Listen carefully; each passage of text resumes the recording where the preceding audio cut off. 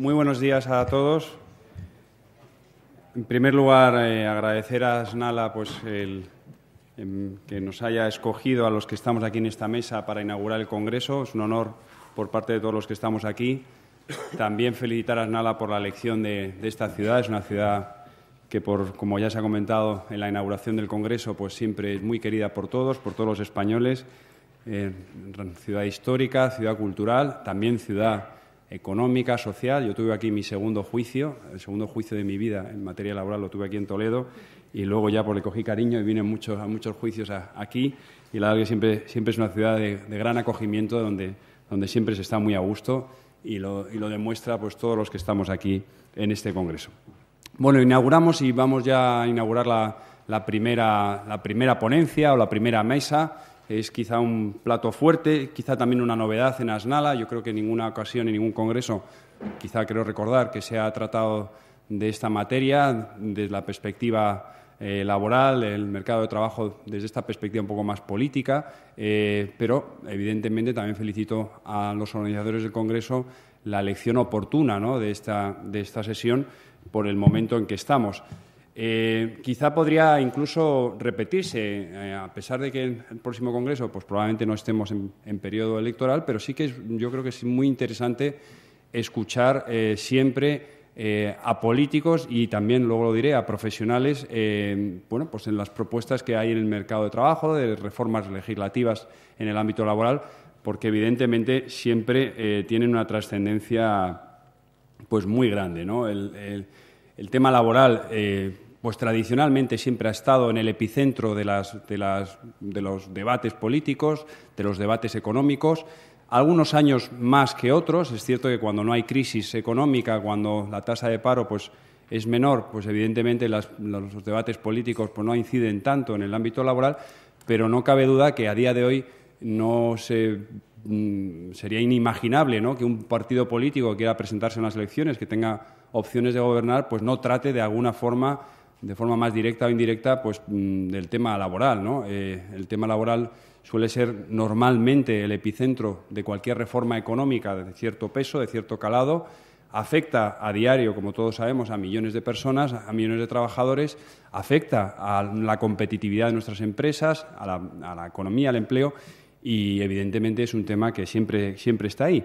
Y quizá los partidos políticos es cierto que a lo mejor lo tratan pues no necesariamente de forma diaria, cuando se vienen ya en los programas electorales sí que se hace más hincapié en ello, porque siempre es un tema sensible, ¿no? Siempre se ha equiparado, siempre se ha entendido, yo creo que de forma desafortunada, que una reforma laboral siempre, entre comillas, es a peor, ¿no? Cuando se habla de reforma laboral parece que es a peor, en el sentido de desproteger y de desarbolar el sistema de relaciones laborales de nuestro país, de desproteger ciertos derechos de los trabajadores y lo que curiosamente sucede es que el diagnóstico, por lo menos lo que yo voy viendo y de las personas que están aquí presentes, de los partidos políticos siempre es el mismo. Tenemos una situación crítica en nuestro país en materia de empleo. La prioridad siempre en nuestro país, por lo menos en los últimos años, tiene que ser la creación de empleo. Se comparte el diagnóstico, se hacen propuestas de reforma y pues se difiere en la solución de los problemas, ¿no? Y eso es precisamente lo que hoy vamos a tratar de debatir y a tratar de explicar y aclarar, ¿no? Y yo agradezco, ya voy a presentar a los ponentes de la mesa, agradezco muy sinceramente la presencia de todos ellos. Están tremendamente ocupados, como es de imaginar, están en pleno inicio de campaña electoral, tienen multitud de actos, multitud de cuestiones y yo les agradezco mucho que hayan aceptado esta invitación. También habíamos invitado a Podemos, al partido Podemos, pero no confirmó finalmente, y tenemos la presencia del Partido Popular, del Partido Socialista y de Ciudadanos con nosotros, que son evidentemente las tres referencias políticas en nuestro país en estos momentos. Son políticos, pero también, y quizá más, son profesionales, es decir, que son también, además, curiosamente coincide, como pasaba en la mesa anterior, son de nuestro gremio, ha sido también casualidad, abogados, expertos en materia laboral, y voy a presentarles, empiezo por la izquierda, por el final, a Carmen Rivera. Carmen es abogada, también abogada laboralista, está ahora de diputada por Ciudadanos en el Parlamento de Cataluña. Está entretenida y bueno, pues también la pobre pues ha hecho un esfuerzo notable de salir del Parlamento con todos los debates y todos los problemas que allí tenéis para venir a estar con nosotros, y agradezco mucho su presencia, que ha venido desde Barcelona. Seguidamente, Mariluz Rodríguez. Mariluz es una profesora titular de Derecho del Trabajo, también abogada, conoce mucho el mundo laboralista desde hace muchos años. Estuvo aquí de consejera de empleo, directora general de empleo de la Comunidad de Castilla-La Mancha, vieja amiga, consejera, me he equivocado, consejera de empleo de la Castilla-La Mancha, amiga ya desde hace muchos años, conocida también por todos nosotros, y también le doy la bienvenida de su presencia. Y como bien sabéis, coordina a día de hoy, es secretaria en materia de empleo del Partido Socialista Obrero Español. Y también ha venido Rafael Merino, diputado del Partido Popular en el Congreso de los Diputados, también abogado, conoce mucho también esta materia en el ámbito laboral, y también le agradezco mucho su presencia, y también es una persona muy conocida en nuestro mundo en materia de empleo, y también a día de hoy compagina su cargo de diputado con la portavocía adjunta del Partido Popular en el Congreso de los Diputados. Y bienvenido y gracias por estar aquí. Bueno, pues ya sin más empezamos el debate. La idea es hacer unas pequeñas preguntas a los que están aquí, y luego, si nos da tiempo, que espero que sí, pues de alguna cuestión que queráis plantear a cualquiera de los que participan en esta mesa. Luego dejaremos un turno de preguntas. Bueno, la primera cuestión que yo quería traer a colación, evidentemente también sois libres de explicar otros temas que queráis, pero era un poco vuestra visión personal y también política o institucional de cómo veis el mercado de trabajo actualmente en España, cómo habéis visto la evolución del mercado de trabajo en nuestro país, cómo veis las relaciones laborales actualmente en España, bueno, si veis que es una evolución lógica lo que hemos vivido todos estos años, si realmente estamos ante un gran problema, tenemos problemas gordos o complejos en nuestro mercado de trabajo, y simplemente que hagáis una pequeña reflexión sobre la situación de nuestro mercado de trabajo. Y si queréis, podemos comenzar por Carmen Rivera, nos das tu opinión. Sí, gracias, Íñigo. En primer lugar, saludar a todos los compañeros aquí presentes en la sala y agradecer a la dirección de Asnala esta invitación a poder presentar nuestras ideas. Bueno, nos pregunta Íñigo nuestra visión institucional sobre, en primer lugar, la visión del mercado de trabajo, ¿no? Bueno, nosotros hemos detectado, y creo que en este análisis coincidiremos las tres fuerzas que estamos aquí, en que tenemos tres grandes retos que afrontar y que diagnosticamos como, en primer lugar, un paro estructural preocupante, porque varias veces se ha superado la tasa del 20%, por tres veces, y tenemos la máxima tasa de paro en la Unión Europea. En segundo lugar, y como reto a enfrentar, tenemos la precariedad. Tenemos una elevadísima tasa de temporalidad en los contratos y, como consecuencia de ello, tenemos una altísima rotación entre empleo y desempleo, que genera niveles dramáticos de precariedad y pobreza laboral. Todo esto genera una brecha entre trabajadores fijos y trabajadores temporales. Y todo esto, además, supone que 7 millones de personas aproximadamente, debido a esta precariedad, no llegan al salario mínimo anual. ¿Y por qué? Pues porque están entrando y saliendo continuamente del mercado laboral.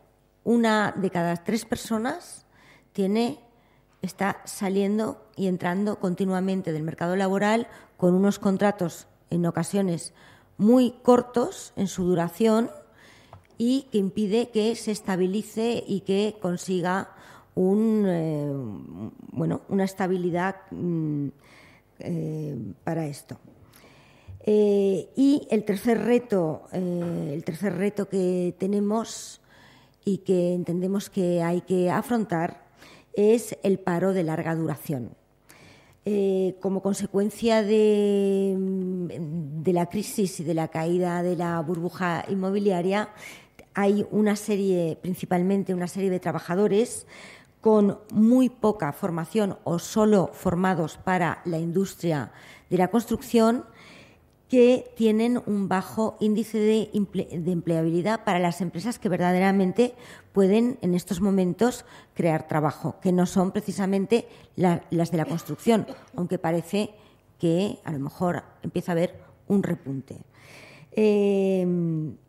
Entonces, entendemos que todo esto es preocupante y que es debido principalmente a que ha habido un sistema de políticas ineficiente para gestionar este desempleo de larga duración, que estigmatiza a las personas y que hace que muchas veces no vuelvan a integrarse en el mercado laboral.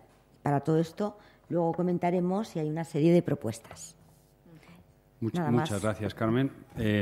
Mariluz, ¿quieres dar tu visión también? Sí, en poco tiempo. Buenos días a todos y a todas. Yo la verdad es que estoy muy agradecida por dos razones. Uno, a la Asociación Nacional de Laboralistas por la invitación a participar en este debate y por la invitación a participar en vuestro congreso por segundo año consecutivo en un debate de estas características. Y luego también estoy muy agradecida a la asociación porque este debate se produzca en Toledo. Estoy de vuelta a casa, porque efectivamente fui 4 años consejera de trabajo, lo tenía todo, de trabajo, igualdad y juventud del Gobierno de Castilla-La Mancha, así que estoy de vuelta en casa. Y además, la ocasión de debatir con una cierta tranquilidad y en positivo, lo hablábamos antes de empezar a hablar con todos ustedes, entre nosotros, que la ocasión de debatir tranquilamente sobre propuestas que desde luego son, creo, muy importantes porque afectan directamente a la vida de la gente, y sustraer ese debate a algunos programas de televisión a los que estamos acostumbrados a acudir, ¿verdad?, donde el debate es prácticamente inviable porque es un debate más en términos mediáticos que políticos. Bien, yo, si tuviera que hacer un resumen de cómo consideramos los socialistas, hoy estoy aquí en nombre del Partido Socialista, cómo consideramos los socialistas que está en este momento el mercado de trabajo, cuáles son las características del mercado de trabajo actual, yo enumeraría 4 características. Es verdad, voy a dejar al lado los dos problemas que para mí son primeros y fundamentales, que hoy tenemos casi 5 millones de personas en situación de desempleo. Y es un elemento muy, muy preocupante de país, a pesar de la creación de empleo que se está produciendo, y tenemos 3,5 millones de personas en situación de desempleo que no tienen protección económica por desempleo. Son 2 elementos que creo que tienen que formar parte fundamental del debate político, pero voy a hablar de los otros retos, de los retos del propio mercado de trabajo cuando ya se genera empleo. Es verdad que se está generando empleo, pero el primer problema que creo, o la primera característica que creo que tenemos es, y ahí coincido con Carmen, la precariedad en el empleo. 9 de cada 10 contratos de trabajo de los firmados en el último año son contratos temporales. Con todo, no es lo peor. Lo peor es que la duración media de estos contratos es de 53 días, es decir, duran menos de 2 meses, y que 1 de cada 4 de estos contratos duran menos de 1 semana. Hoy tenemos 10 puntos por encima de la media en temporalidad de la Unión Europea y volveremos, si no ponemos remedio a esta situación, volveremos a situarnos en una característica que ha sido intrínseca al mercado de trabajo español, y es que hemos doblado siempre la tasa de temporalidad de la Unión Europea. No hemos reparado a lo largo de toda la crisis, no hemos reparado esta situación, que no es una situación que provoca la crisis, sino que es una situación que viene de antes incluso de la crisis, la dualidad o la segmentación de nuestro mercado de trabajo y la profunda precariedad instalada en este momento en la creación de empleo de nuestro país. El segundo elemento es el elemento salarial, las rentas. Hoy, tras las políticas de los últimos años en nuestro país, hoy se ha producido una profunda devaluación salarial. Un 5%, dicen todos los indicadores, de rebaja salarial, y el poder adquisitivo de los salarios ha vuelto a principios de los años 90. Es preocupante esta devaluación salarial, porque el salario es verdad que es un coste y debe verse como tal, pero también el salario es una renta, la renta fundamental de millones de hogares de nuestro país. Y sin renta no hay consumo, sin consumo hay escasa producción y sin producción no puede crearse empleo. Por lo tanto, las políticas de devaluación salarial son un elemento que personalmente creo que está presente en este momento en nuestro sistema y que habría que revisar. El tercer elemento de nuestro sistema en este momento es la profunda debilidad que tiene el elemento central de la configuración de un modelo democrático de relaciones laborales, que es la negociación colectiva. He pasado tantos años estudiando en la negociación colectiva que llevo con ella más tiempo que con mi familia, incluso. Y la negociación colectiva para mí es el principal, junto con los impuestos, es el principal elemento distribuidor de las rentas de la actividad económica y además mes a mes, porque mes a mes se produce el reparto entre el salario y el remanente que queda para la actividad de inversión o de beneficio de la actividad empresarial. Hoy la negociación colectiva, que está basada en el acuerdo, que está basada en el consenso, que está basada en la voluntad colectiva y participada en la gestión de las relaciones de trabajo, tiene muy poca vitalidad. Muy poca vitalidad, no solamente porque el número de convenios colectivos ha caído, y mucho, pero no sería excesivamente preocupante, sino porque la cobertura de nuestra negociación colectiva está también bajo mínimos. Hemos tenido una negociación colectiva que tenía una cobertura en torno a 11 millones de asalariados del país. Hoy la negociación colectiva no llega a cubrir a 6 millones de asalariados y asalariadas de nuestro país. La falta de tensión, la falta de pulso de la negociación colectiva está produciendo una profunda desigualdad también en nuestro país. Profunda desigualdad porque somos el país de la Unión Europea donde la desigualdad en los salarios, en las tablas salariales, es la mayor de toda la Unión Europea. Creo que este es un elemento también en este momento que hay que marcar. Y por último, y por ser breve y por acogerme al tiempo que se nos ha dado por parte de Íñigo para esta mesa, creo que hay otro elemento central, otro reto central, y es la desigualdad entre mujeres y hombres en el mercado de trabajo, que además acrecenta la desigualdad entre mujeres y hombres fuera del mercado de trabajo, porque el factor trabajo es un factor esencial de emancipación y autonomía económica de las mujeres y, por lo tanto, la desigualdad en el mercado de trabajo produce desigualdades también de mujeres y hombres fuera del mercado de trabajo. En este momento la brecha salarial está creciendo, está en torno a un 24% la diferencia salarial entre mujeres y hombres, y en este momento la brecha de pensiones, cuando la mujer es mayor, cuando es más vulnerable, está en torno al 39%. Las mujeres de media tienen un 39% menos de pensión en general que los varones de nuestro país. Así que precariedad, bajos salarios, débil pulso de la negociación colectiva y, por lo tanto, desigualdad entre mujeres y hombres en el mercado de trabajo creo que son retos que en este momento tenemos por delante porque son las características que en este momento, desde mi punto de vista, más marcan el mercado de trabajo. Muchas gracias, Mariluz. Rafael, cuando quieras. Muchas gracias, Íñigo, y en nombre del Partido Popular y del Grupo Parlamentario agradecer, como han dicho mis compañeras, la invitación que nos han formulado para estar aquí. Para mí decirles que es un placer estar entre compañeros, aunque llevo años sin ejercer, pero es verdad que mi vida profesional la he dedicado al ámbito laboral y creo, la verdad, que sería mucho más productivo que nosotros estuviéramos ahí sentados y algunos de ellos aquí, porque seguro que aprendíamos mucho más de ustedes de lo que nosotros podamos explicar hoy aquí, ¿no? Saludar a paisanos de Córdoba que hay y a la Junta Directiva, pues decirles que Córdoba también es ciudad patrimonio de la humanidad. No sé si han celebrado congreso allí, pero que es una ciudad también como Toledo magnífica y que los paisanos de Córdoba les invitamos a que celebren un próximo congreso en nuestra ciudad. Estaremos encantados de recibirles.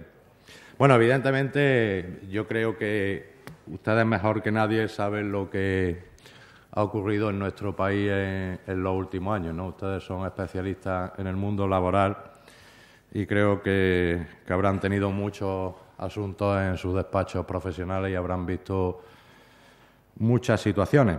Pero yo creo que hay que para hablar del mundo laboral y del ámbito laboral tenemos que hablar del conjunto. O sea, no podemos ver el ámbito laboral fuera de la realidad o del contexto de lo que ha sido España, ¿no?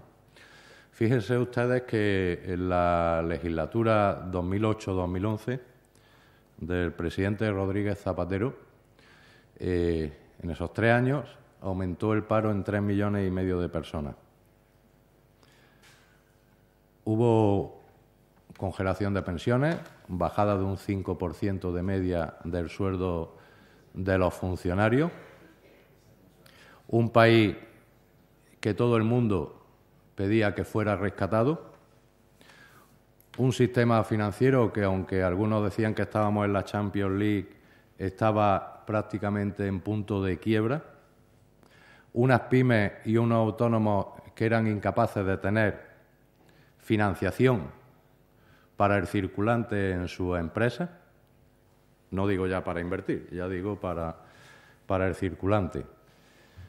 Y una situación de desigualdad que se produjo en esos años, porque evidentemente la mayor desigualdad que se puede producir es cuando una persona tiene un puesto de trabajo y al día siguiente está en el paro y no tiene ni posibilidad de asumir sus costes de vida personales y familiares.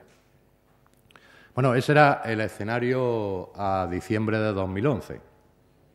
Y esa era la situación a diciembre de 2011, donde se despedían diariamente 1.400 personas en España.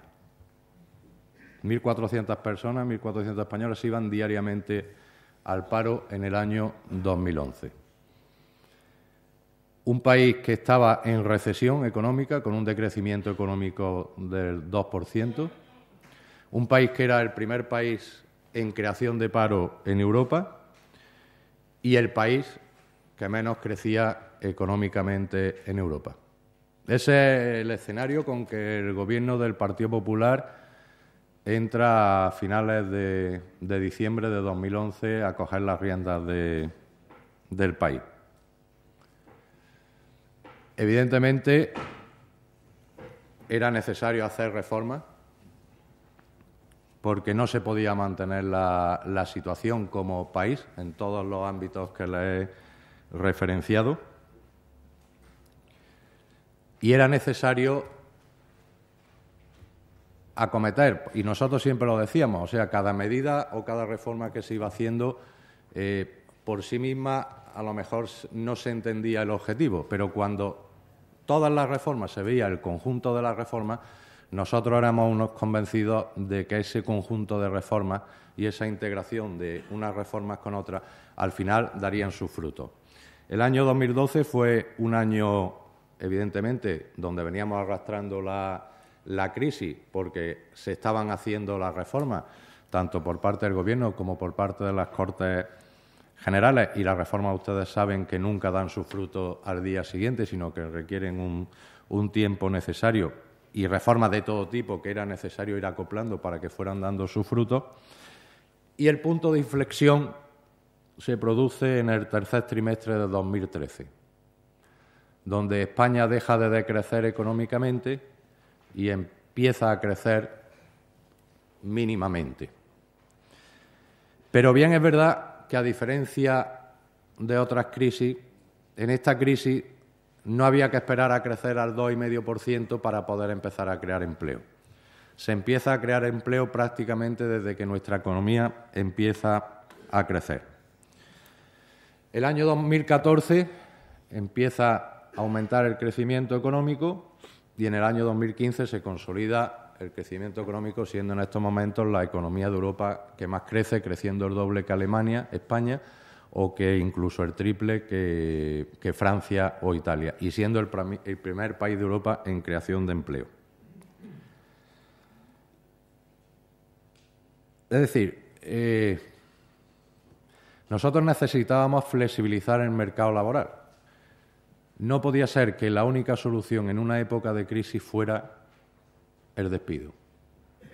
Y era necesario adoptar una serie de medidas que permitieran a nuestras pymes y autónomos, que son los que al final crean empleo, el facilitarles herramientas que les permitieran el salvar la situación de crisis. Porque sí es verdad que una empresa que se haya salvado de esta crisis sale reforzada de la misma. Son cientos de miles las pequeñas y medianas empresas que se han quedado en el camino en esta crisis y cientos de miles de autónomos los que se han quedado en esta crisis. Pero en el año 2014 y en el año 2015 se van a crear 1.100.000 puestos de trabajo. Hoy hay menos paro que cuando cogimos el Gobierno de España. Y estamos en condiciones de afirmar que si se siguen con las políticas que se están haciendo y las reformas que se están haciendo, cada año, en la próxima legislatura, se pueden crear 500.000 empleos si se mantiene la política que se está llevando en estos momentos a cabo.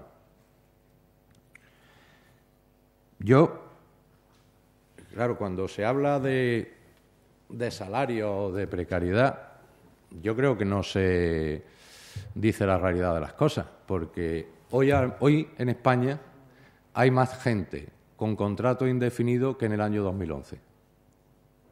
Luego hay menos precariedad. Y claro, el juego de la precariedad es muy bonito de utilizar cuando se quiere utilizar. Porque yo les voy a poner un ejemplo muy gráfico para que ustedes vean cuando las compañeras de otras formaciones políticas hablan de precariedad, el por qué salen los datos de precariedad. Además, es un ejemplo que les afecta a las dos y a sus dos partidos políticos, porque se realiza por parte de la Junta de Andalucía. Y fíjense ustedes lo que es un ejemplo de precariedad. Y lo pueden comprobar hablando con cualquier cirujano de Andalucía. Los cirujanos de Andalucía que trabajan en el Servicio Andaluz de Salud se les da de alta y de baja no por día, sino por operaciones. Hay cirujanos en Andalucía, Carmen, te lo digo para que hables con los compañeros de Ciudadanos de Andalucía. Hay cirujanos en Andalucía que tienen en un día 3 y 4 altas y bajas laborales, porque hacen 3 o 4 operaciones. Claro, cuando se viene a un debate hoy aquí, se habla de 1.900.000 contratos en precario. Pero claro, es que los contratos en precario son situaciones como las que yo le acabo de describir, que es una realidad que se está produciendo. Y otro dato para la precariedad. Cuando se hace un contrato indefinido, se computa una vez a lo largo del día, del mes o del año. Cuando se hacen contratos temporales, como el caso que les he puesto, pues se computan 3 y 4 veces. Con lo cual, lógicamente, los datos de precariedad se pueden utilizar de forma sibilina como la que se está utilizando. Pero el dato real y oficial es que hoy hay más contratos indefinidos, más trabajadores con contrato indefinido en España que en el año 2011. Y luego, con respecto al tema salarial, yo les preguntaría y les diría a ustedes ¿cuánto han subido ustedes el sueldo a sus trabajadores en estos años de crisis económica? Porque, claro, aquí lo que ha habido ha sido un reajuste de país en toda su extensión de la palabra, porque todo estaba sobrevalorado. Y vemos cómo el precio de la vivienda, por ejemplo, ha caído un 30 o un 40%.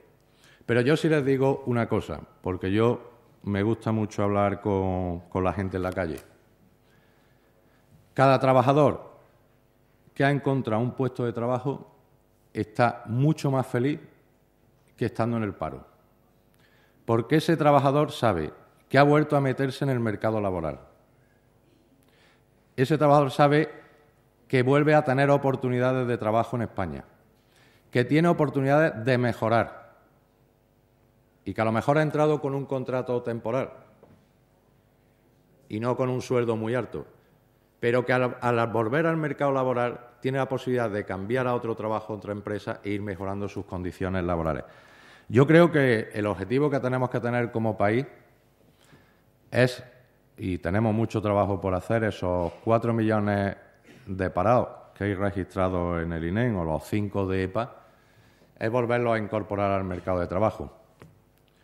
Yo creo, porque la experiencia de los años lo dice, que hay políticas que crean desempleo y que hay políticas que crean empleo. Y esa es la situación que tenemos en estos momentos y ahí lo dejo. Muchas gracias, Rafael. Bueno, decía yo al principio que el diagnóstico, en principio, parece que es común la visión es común, pero no veo yo que haya tampoco mucha unanimidad en el diagnóstico, pero sí que es cierto que todos coinciden en la mesa que efectivamente el tema del desempleo, el tema de la dualidad y de los problemas que tenemos en el mercado laboral pues están ahí, que efectivamente hay que corregirlos y basamos un poco más al tema de las soluciones, ¿no? Yo creo que nadie se pone de acuerdo cuántas reformas laborales ha habido en España. No se sabe muy bien ni cuántas han existido, pero unas más profundas, otras menos profundas. Verdaderas reformas laborales, de que diga, bueno, pues esta es una reforma laboral profunda, pues a lo mejor tampoco hemos tenido muchísimas, ¿no?, en nuestro país desde el inicio desde la promulgación de los Estatutos de los Trabajadores, pero al menos sí 7 o 8 cambios profundos sí que hemos tenido. Y han sido realizados pues por distintos partidos políticos, por el Partido Socialista, incluso Mariluz, cuando estaba de secretaria de Estado de Empleo en la anterior legislatura, pues efectivamente intervino en alguna de ellas, y también por el Partido Popular, ¿no?, que también ha hecho reformas sucesivas del mercado de trabajo, ¿no?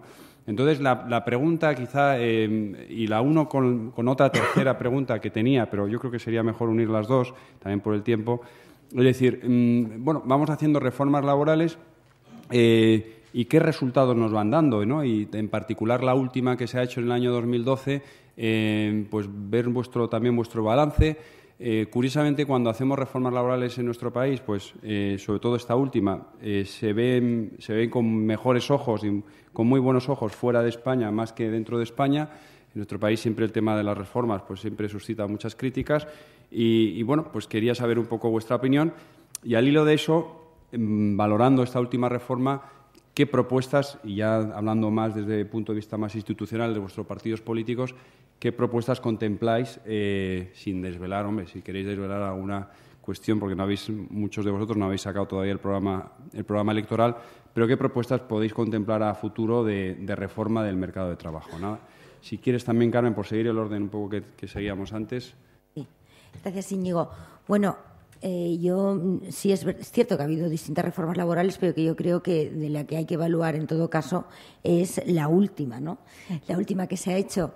Y efectivamente quizás hacía falta en algunos puntos establecer esta reforma y tal como se hizo, pero yo veo que sí ha tenido en algunos efectos perversos.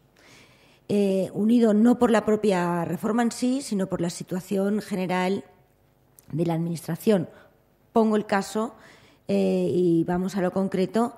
Por ejemplo, ¿qué está pasando? Bueno, se han suprimido los salarios de tramitación, pero resulta que tenemos unos juzgados y una Administración de Justicia absolutamente colapsada, donde no se están invirtiendo medios para ayudar a tirar adelante el juzgado. O sea, nos encontramos que ha habido, fruto de esta política de recortes persistente, que no se están sustituyendo a funcionarios, los señalamientos con la historia de que ya no hay salarios de tramitación.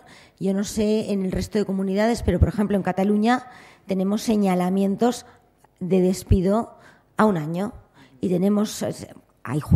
naturalmente también habrá juzgados que a lo mejor estarán a 6 meses, pero entre 6 meses y 1 año y casos de invalideces pues nos podemos encontrar 1 año y medio. Por tanto, esta reforma laboral que hace que a lo mejor, vamos al caso más concreto, ¿no?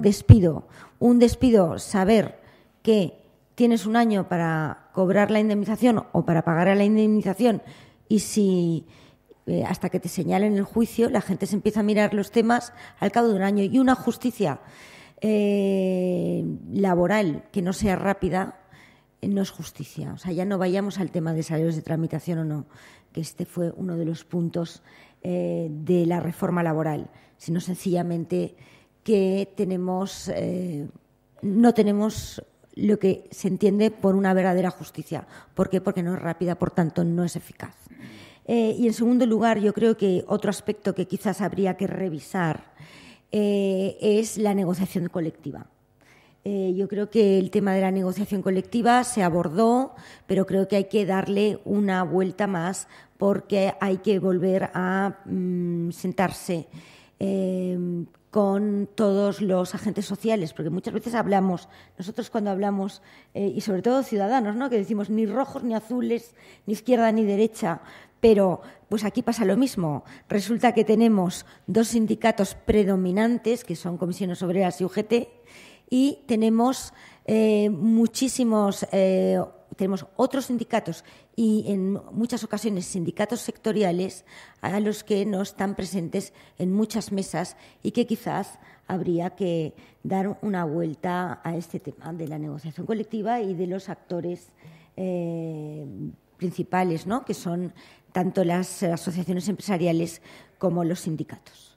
Yo supongo que luego hablaremos de las medidas. Habla si quieres, ya bueno, luego da propuestas concretas. Propuestas concretas que tenemos, y lo diré muy brevemente, y si luego así se establece un turno de preguntas, pero nosotros precisamente para acabar con esta discusión sobre la precariedad, que parece molestar tanto al compañero del Partido Popular, nosotros lo que proponemos es un contrato único indefinido que se vaya implantando gradualmente.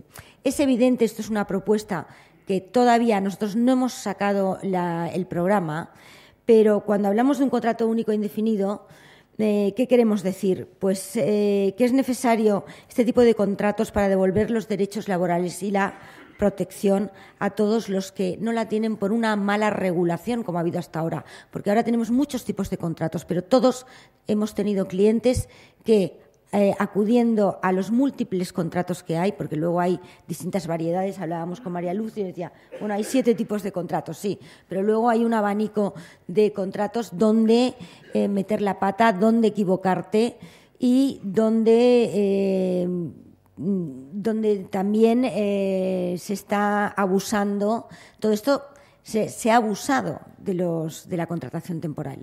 Entonces, lo que nosotros proponemos es un contrato único con una curva de coste de despido creciente y eliminar todos aquellos incentivos que existen nocivos y que están provocando despidos producto de una mala regulación.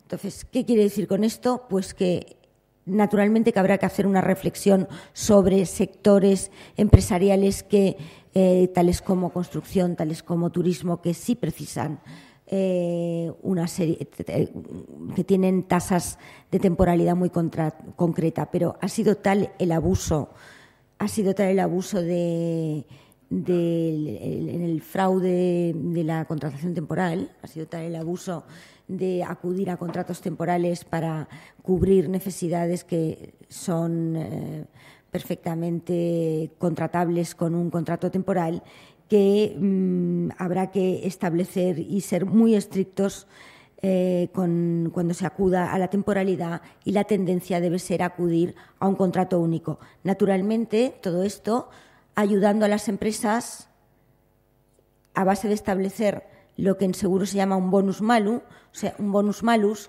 es decir, a que todas aquellas empresas que no despidan o que tengan menos tasa de despido, bonificarlas con compensaciones a la seguridad social. Y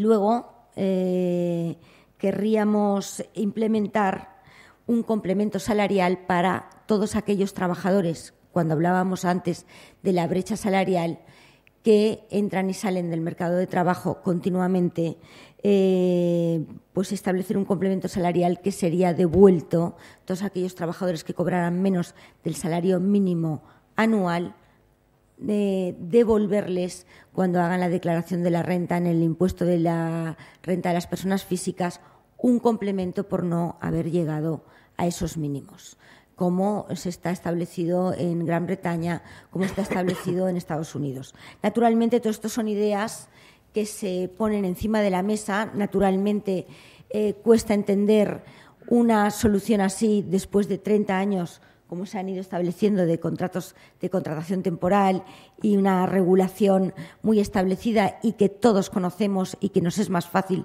seguir. Es un esquema nuevo. Yo comprendo que cuesta entenderlo en un momento dado y que puede parecer extraño, pero hay que volver de alguna manera a establecer esa seguridad y dotar a las empresas de todos aquellos medios y subvenciones para que puedan efectivamente crear trabajo y tener empleados para poder hacer. Yo creo que lo dejaremos luego para el debate y si hay alguna pregunta... Puedes precisar más. Sí. Vale. Muchas gracias, Carmen. Mariluz. Bueno, entiendo que unimos las dos preguntas, reforma laboral, pero sobre todo propuestas de futuro. Bien, yo creo que la visión o la propuesta del Partido Socialista se conoce sobradamente porque ya es público el programa electoral del Partido Socialista, ya es público la versión final, incluso después de la conferencia política del Partido Socialista, se conoce sobradamente, así que hablo sobre temas que ya están en la opinión pública. El Partido Socialista propone derogar la reforma laboral del Partido Popular, pero claro, argumenta por qué quiere derogar la reforma laboral del Partido Popular, porque no quiere derogar la reforma laboral del Partido Popular para producir ningún vacío legislativo. En política se puede decir así, pero en derecho sabemos que no se puede producir ningún vacío legislativo, ni tampoco para volver hacia atrás, hacia el pasado, a ninguna reforma mejor. Yo soy de las que piensan que no hay ningún mejor pasado que recuperar, sino para recuperar algo básico y elemental que estuvo en la base de la construcción del modelo democrático de relaciones laborales y que tienen todos los países que son productivos y competitivos en la Unión Europea y fuera de ella, que es para volver a recabar el consenso más amplio de la sociedad, de las organizaciones sindicales y empresariales, pero el consenso más amplio de toda la sociedad en torno a cuál debe ser el nuevo marco de relaciones laborales de nuestro país. Esa es la razón esencial de derogar, no para hacer revanchismo, sino derogar para recuperar el diálogo y a través del diálogo hacer un nuevo estatuto de los trabajadores, recuperar el espíritu del estatuto de los trabajadores de finales de los 70 e intentar que con base en el diálogo, con base en los consensos y en los acuerdos podamos dotarnos de un marco más estable de relaciones nuevo, acorde con los tiempos y más estable de relaciones laborales. Como se trata de hablar del futuro más que del pasado, yo quiero contarles a ustedes algunas de las propuestas que llevaríamos a la negociación de ese nuevo estatuto de los trabajadores, que concebimos como lo que son propuestas de partida y no propuestas de llegada. ¿Por qué? Porque si acabo de decir que queremos recuperar el espíritu del diálogo y del consenso, no podríamos salir hablando de imposiciones en materia de relaciones de trabajo, sino de puntos de partida para el debate social, un debate social más amplio que creemos que debe producirse en nuestro país. Empezaremos en ese debate social por volver a definir quién es trabajador. Y en nuestro país nos preocupa mucho el fenómeno de los falsos autónomos en este momento y nos preocupa también mucho el fenómeno de los falsos becarios. Y son elementos que se combaten con la inspección de trabajo, con una buena estrategia de inspección de trabajo, pero también donde la norma puede decir algunas cuestiones que ayuden a delimitar mejor, que hoy no sucede, esas zonas grises entre lo que es trabajo, objeto de derecho del trabajo, y lo que no lo es. Miren, yo fui becaria de investigación y fui verdaderamente becaria, formándome, haciendo mi tesis doctoral, pero hoy nos hemos encontrado becarios sirviendo mesas de restaurantes en la hostelería de algunas comunidades autónomas. Podemos estar de acuerdo que ellos no son becarios, que ellas no eran becarias, que estaban trabajando y su contrato y su beca estaba encubriendo un contrato de trabajo. O nos podemos encontrar con algunas personas que están dadas de alta en el régimen especial del trabajo autónomo que presumiblemente son trabajadores autónomos, pero que luego su relación jurídica responde claramente a las notas que siempre han caracterizado el derecho del trabajo. Bien, todo eso creemos que debe volver a abordarse porque las realidades nuevas de la sociedad necesitan normas nuevas que acojan esas nuevas realidades del mundo del trabajo. Nos preocupa también, después de esta cuestión, la garantía de ciertos derechos, recuperar el espíritu del Estatuto de los Trabajadores como carta de derechos clásicos que han estado siempre en nuestro ordenamiento jurídico, como el derecho a la igualdad en el acceso al mercado de trabajo, que es básico para garantizar la igualdad de algunos colectivos vulnerables al mercado del trabajo, como pueden ser las personas con discapacidad, pero nos preocupa todavía más garantizar derechos nuevos vinculados a la digitalización, que está aquí, que no es el futuro y que hoy no están reconocidos indefinidos y, por lo tanto, plantean una fuerte inseguridad jurídica no solamente en los trabajadores, sino también en los propios empresarios. El secreto de las comunicaciones, la propiedad intelectual, los efectos de la libertad religiosa sobre las relaciones de trabajo son elementos que tenemos que abordar porque hoy no están abordados en nuestras nuevas relaciones jurídicas. En materia de contratación, no somos partidarios del contrato único. Yo he debatido últimamente con Garicano y creo que la versión que nos has contado, Carmen, no es la última versión del contrato único. La última versión es que debe existir un contrato único, pero al lado deben existir, porque los empresarios se lo han dicho a vuestra organización, deben existir también una serie de contratos temporales. Entonces, si existen contratos temporales, ya ontológicamente no podemos hablar de contrato único. No tenemos 43 contratos de trabajo en nuestro mercado de trabajo, tenemos 43 tipos de subvenciones a la contratación, que son cosas, al menos desde el punto de vista jurídico, diferente. No somos partidarios del contrato único, pero sí somos partidarios de cambiar radicalmente el estado de cosas jurídico en materia de contratación. Y proponemos 2 contratos, o 2 más 1, como se vea, 2 contratos, causalizar la contratación a partir del puesto de trabajo. Para puestos de trabajo estables, contratos de trabajo estables.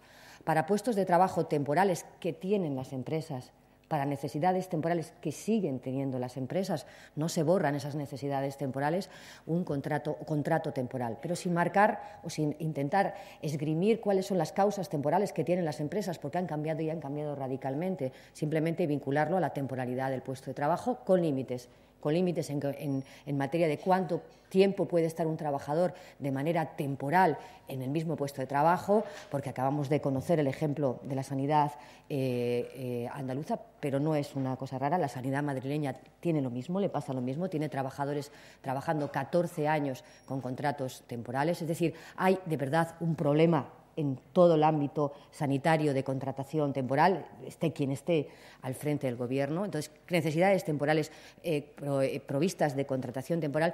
Y digo un 2 más 1 porque, efectivamente, necesitamos asentar a través de un buen contrato para la formación dual en nuestro país. En materia salarial, queremos subir el salario mínimo interprofesional, pautado en el tiempo, pero subir el salario mínimo interprofesional, establecer medidas salariales que acaben con la brecha entre mujeres y hombres en materia salarial, y queremos hablar de productividad, de vincular una parte del salario a la productividad. Es difícil de medir, lo sabemos, es difícil a veces de abordar en la negociación colectiva también, pero proponemos primero abrir el debate y después crear un observatorio de la productividad que emita informaciones para que los negociadores de los convenios colectivos de nuestro país tengan información a la hora de abordar este tipo de negociaciones.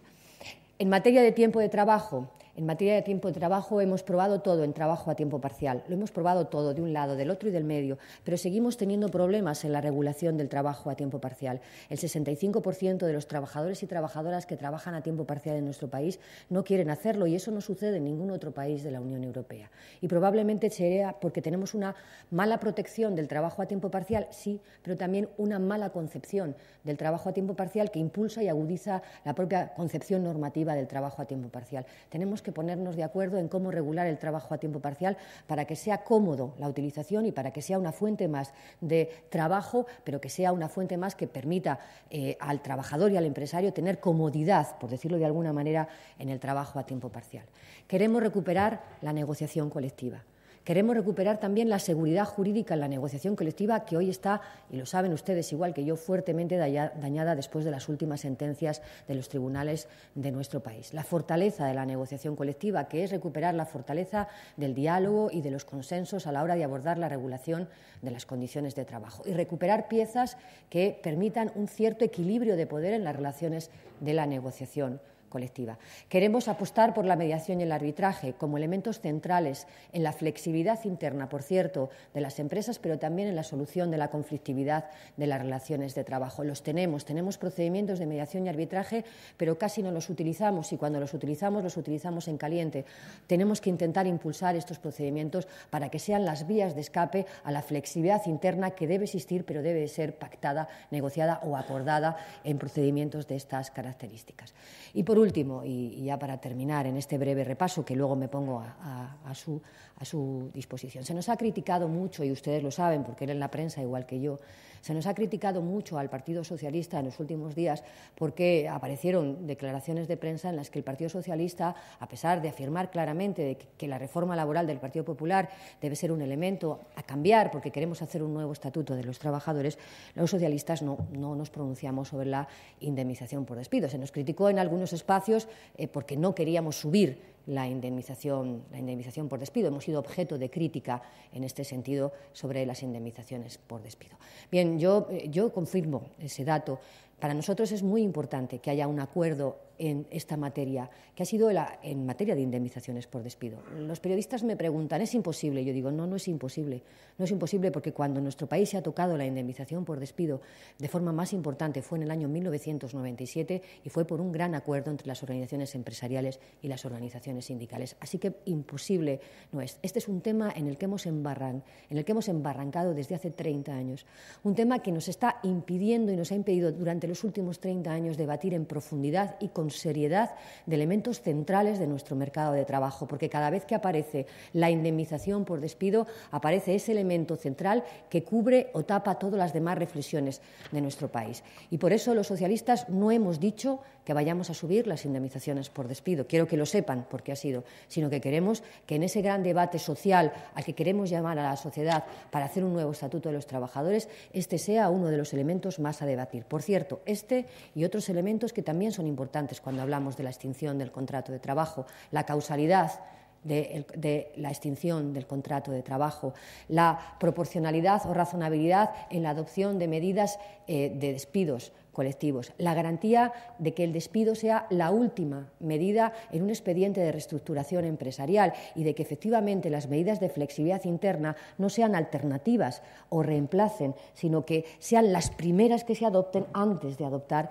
el propio procedimiento de despido, y la garantía de la tutela judicial efectiva frente a los despidos injustificados. Nos parece que estos debates debemos abrirlos y, por lo tanto, que no nos gustaría volver a encallar en el debate sobre la indemnización de despido que ha cubierto tantos y tantos otros debates en el modelo de relaciones laborales de nuestro país. Y para terminar, somos conscientes de que un proceso de diálogo social como el que queremos abrir necesita organizaciones empresariales y sindicales fuertes, capaces de actuar y capaces de dialogar de tú a tú, en espacios de igualdad de condiciones e igualdad de poder. Y ustedes saben, igual que yo, que hoy las organizaciones empresariales y sindicales están fuertemente tocadas en su credibilidad y también en su función o en la valoración de su función.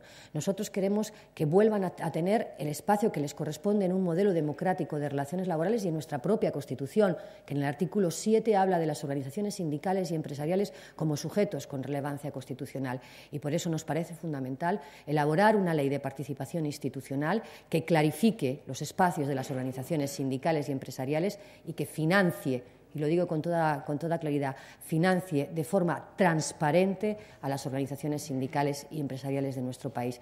Ningún modelo democrático se ha creado con organizaciones débiles.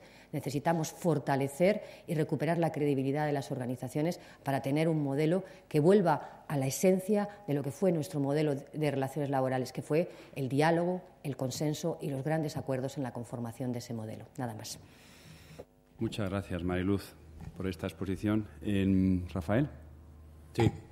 Bueno, yo pedir disculpas porque no puedo hablar de las propuestas del programa electoral porque no tengo autorización para ello, porque todavía no se ha publicado, pero bueno, en los próximos días lo podrán ver en la página web del partido y ahí verán todas las propuestas en materia laboral. Yo, con respecto a la reforma laboral, sinceramente lo pienso, yo creo que es una buena reforma, que ha venido muy bien al mercado de trabajo. Es una reforma que fuera de España es valorada por todos los especialistas, por todas las organizaciones y por todos los gobiernos. Creo sinceramente que ha dinamizado el mercado laboral.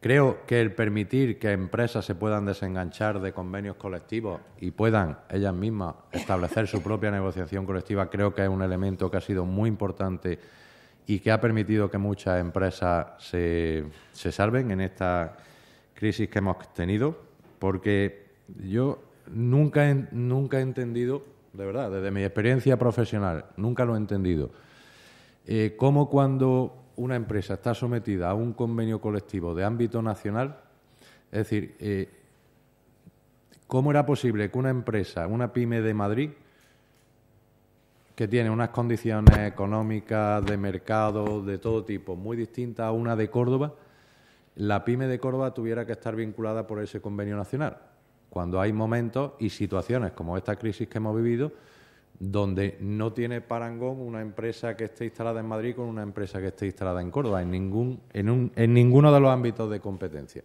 Por lo tanto, teníamos que permitir que en situaciones como las que hemos vivido en este país hubiera capacidad por parte de empresarios y de trabajadores de realizar su propia negociación. Y nosotros, sinceramente, creemos que ha sido muy beneficioso para los trabajadores y para el conjunto de las pymes.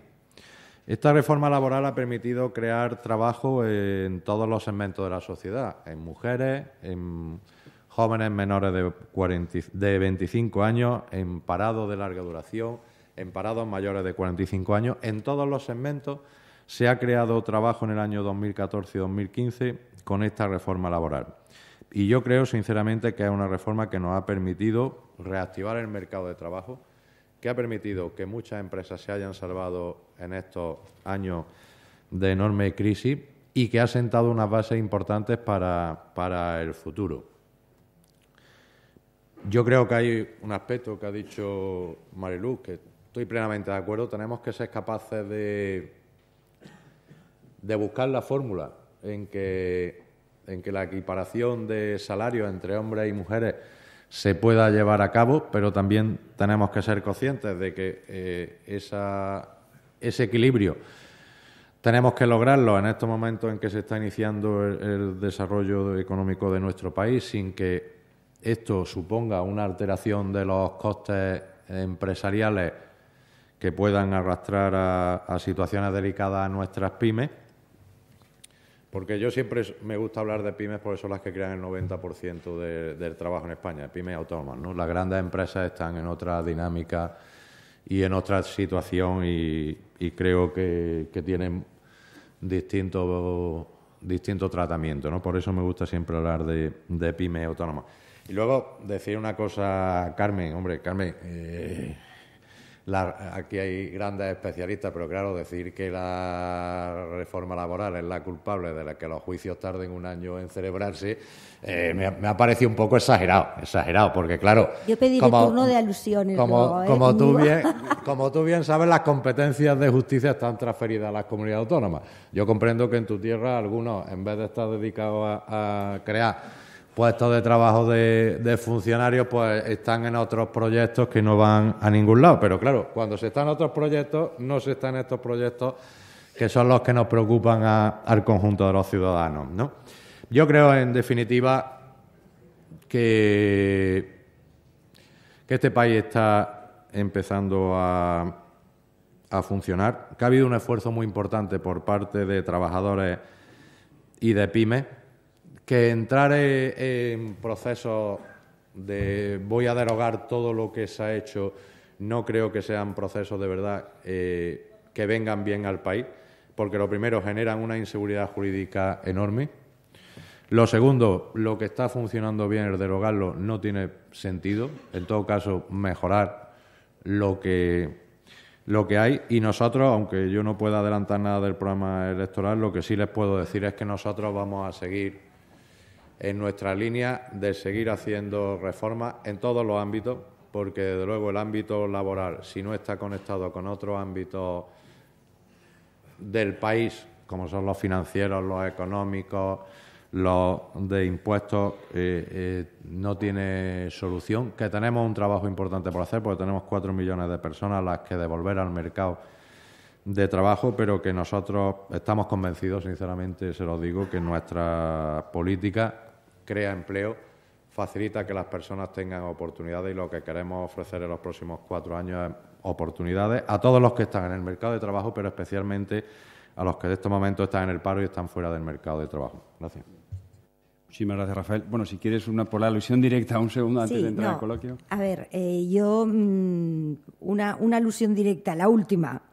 Quiero decir, yo no digo que tenga la culpa la reforma laboral del lentecimiento de la justicia, pero lo que está claro es que cuando ha habido la supresión de los salarios de tramitación, además unido a muchas medidas, y me parece que Cataluña no es la única comunidad donde existen unos retrasos muy palpables. Creo que es un problema común en toda España y algo tendrá que ver los gobiernos autonómicos, efectivamente, pero el gobierno central también, que no pone orden en esto.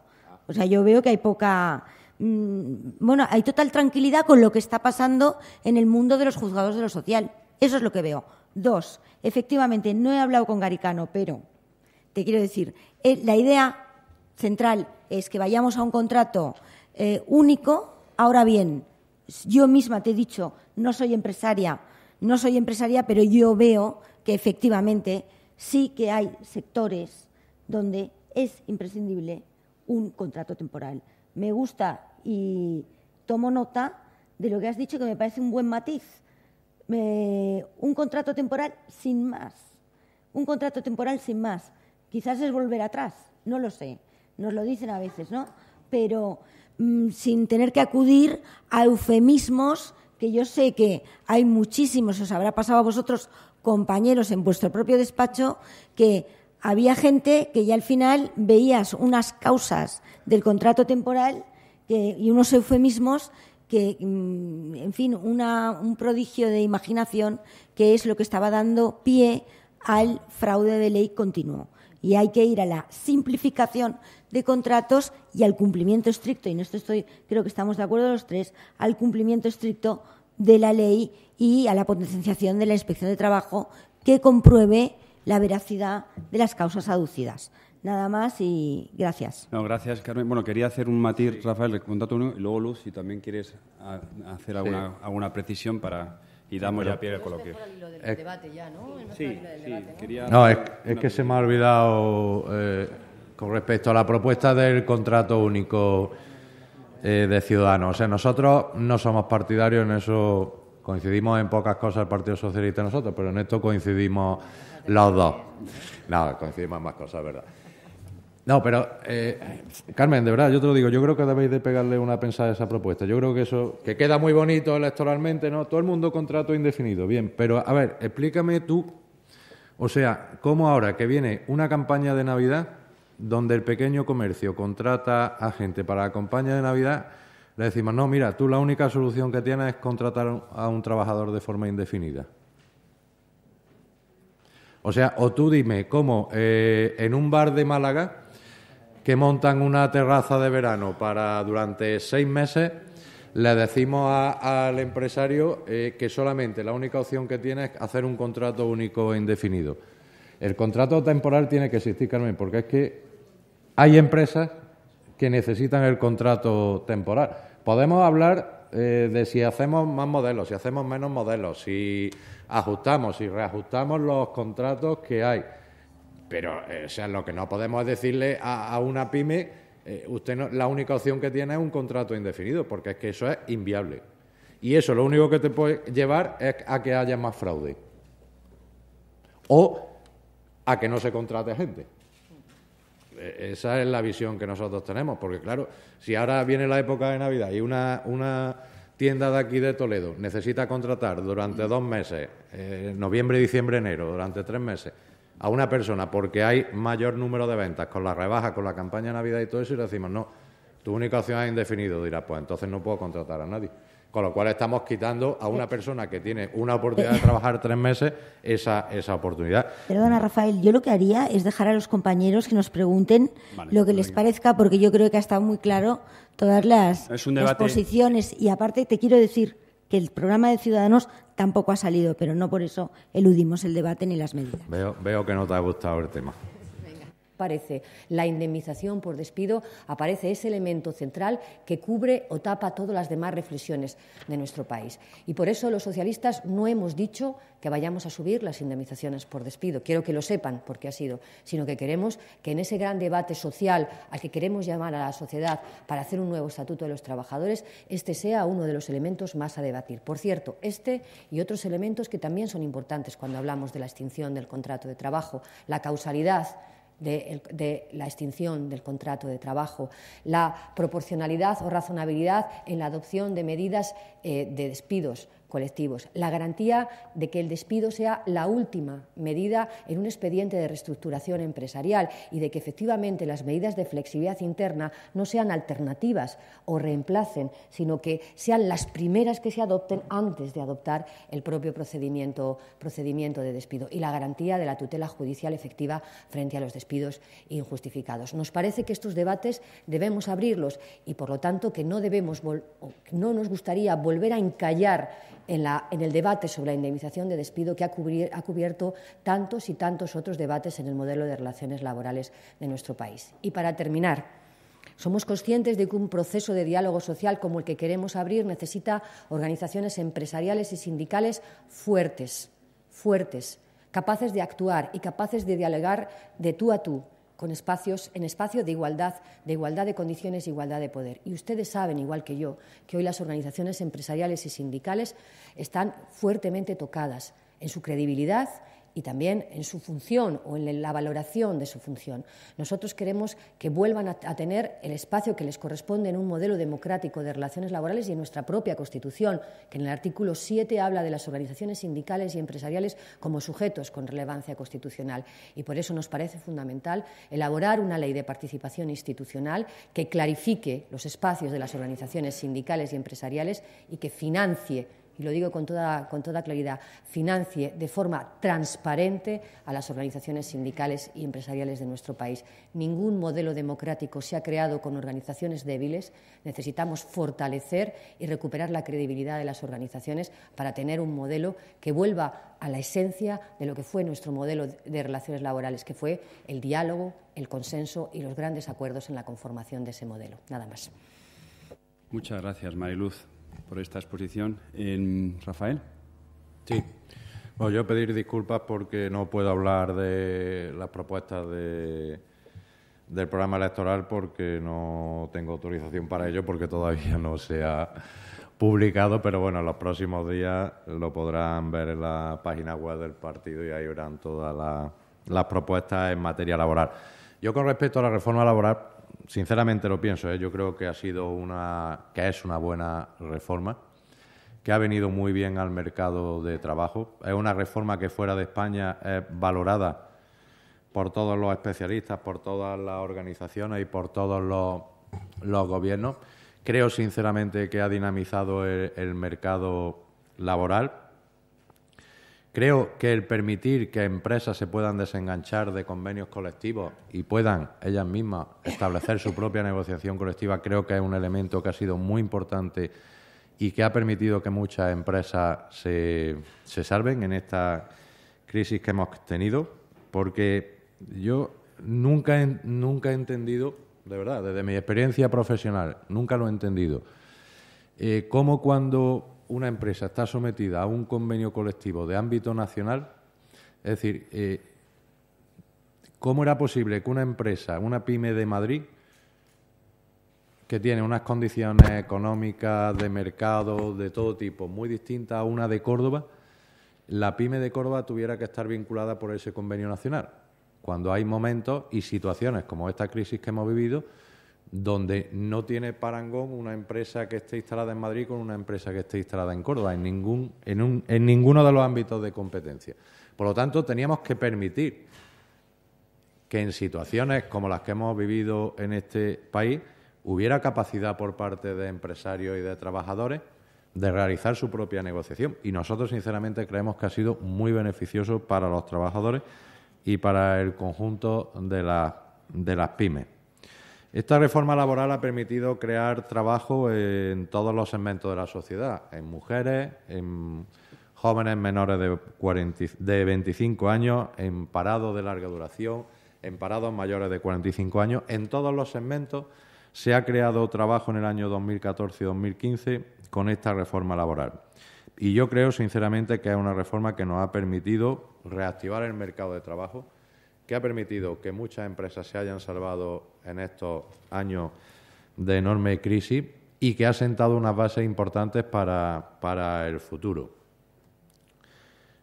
Yo creo que hay un aspecto que ha dicho Mariluz, que estoy plenamente de acuerdo. Tenemos que ser capaces de buscar la fórmula en que la equiparación de salarios entre hombres y mujeres se pueda llevar a cabo, pero también tenemos que ser conscientes de que ese equilibrio tenemos que lograrlo en estos momentos en que se está iniciando el desarrollo económico de nuestro país, sin que esto suponga una alteración de los costes empresariales que puedan arrastrar a situaciones delicadas a nuestras pymes.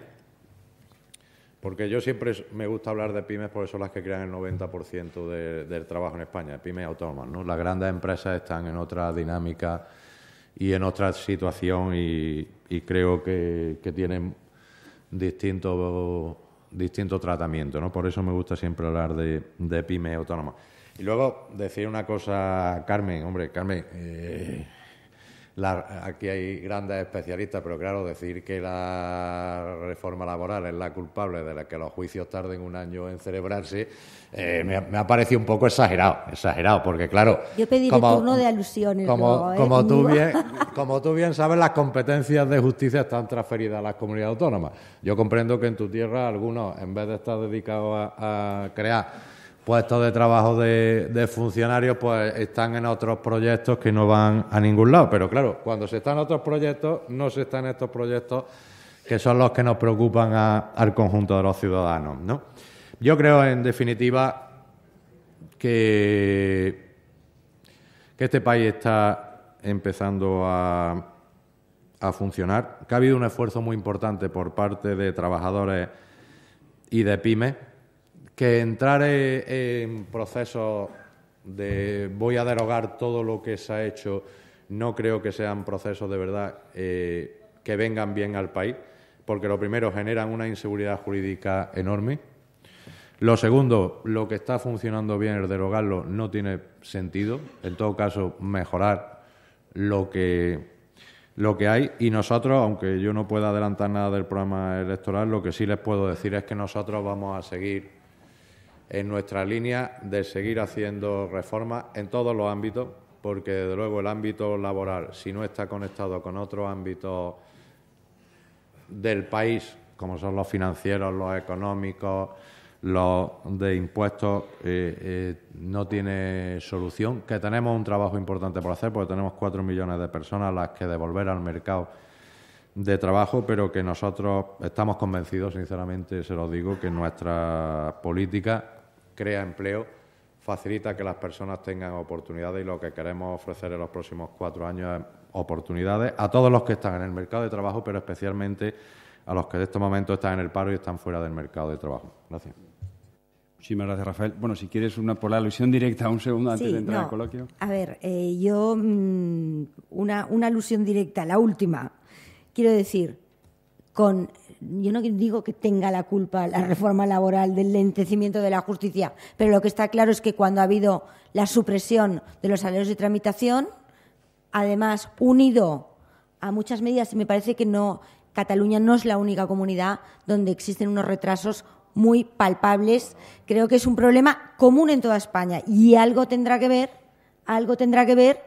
los gobiernos autonómicos, efectivamente, pero el gobierno central también, que no pone orden en esto. O sea, yo veo que hay hay total tranquilidad con lo que está pasando en el mundo de los juzgados de lo social. Eso es lo que veo.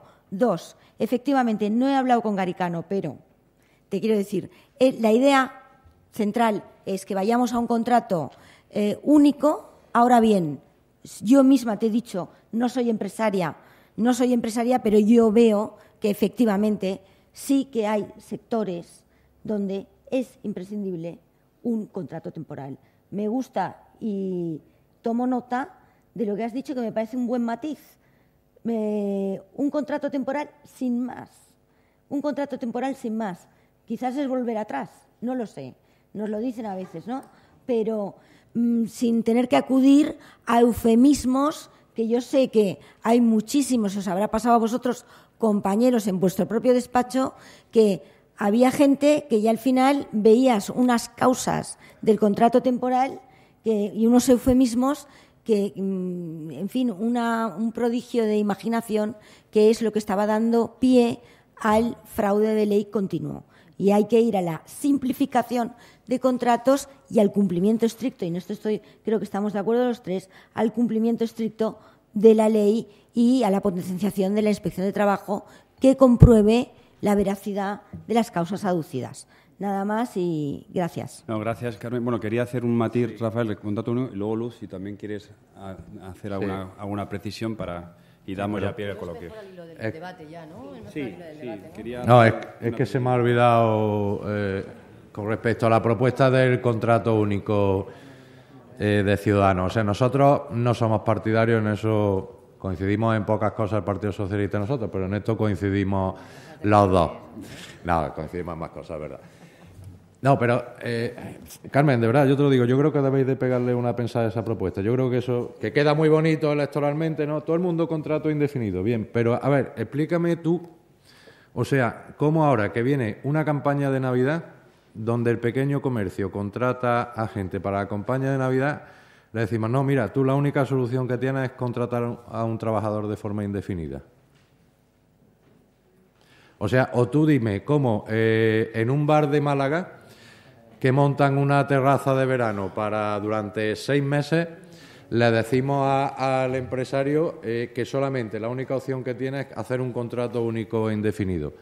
El contrato temporal tiene que existir, Carmen, porque es que hay empresas que necesitan el contrato temporal.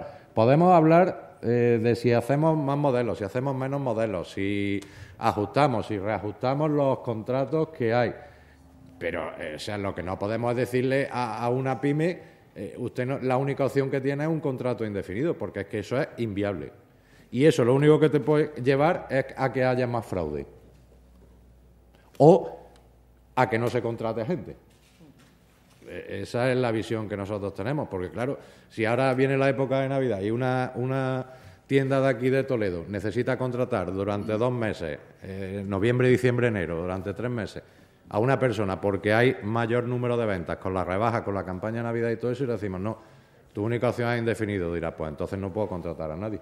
Con lo cual estamos quitando a una persona que tiene una oportunidad de trabajar 3 meses esa oportunidad. Perdona, Rafael, yo lo que haría es dejar a los compañeros que nos pregunten lo que les parezca, porque yo creo que ha estado muy claro todas las posiciones. Y aparte te quiero decir que el programa de Ciudadanos tampoco ha salido, pero no por eso eludimos el debate ni las medidas. Veo que no te ha gustado el tema.